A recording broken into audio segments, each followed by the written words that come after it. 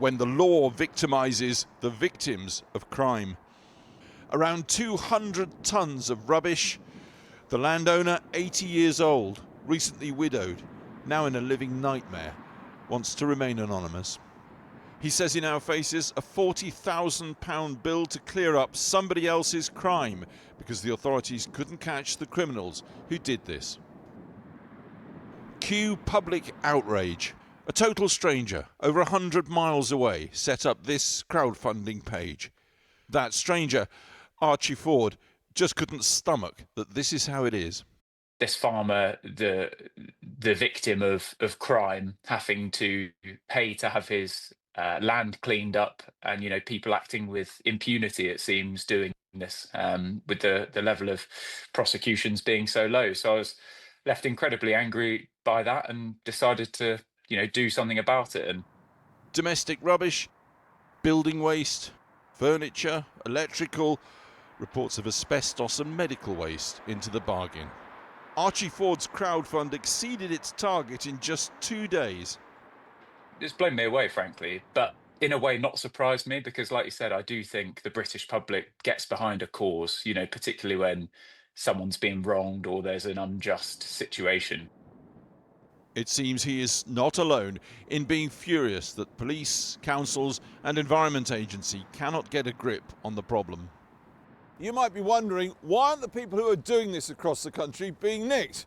Well, the answer is they are, but the rate is roughly 1 conviction for every 1,000 offences. So that is incentivising organised crime, and it leaves the victim, the landowner, in this case, being forced in law to pay for the clear-up when there's nothing to do with them. And if they don't do that, they face a large fine. No wonder quite a few people are beginning to ask, isn't it time that law was looked at? Indeed, police often don't even get involved until it gets like this. Kidlington, Oxfordshire, where we're talking organised crime. So faced with public anger, the Environment Agency is paying to clear the Kidlington site, which means you are the taxpayer.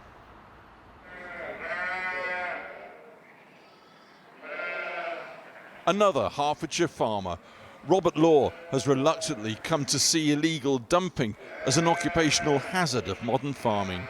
I've had fly tipping on this land, and because of the nature of what's been tipped, I'm not able to handle it myself. I have to get a specialist contractor in to deal with it. Right here on your farm? Yeah, absolutely. Right. And it can cost a lot of money. And across England, reported fly tipping is steadily increasing.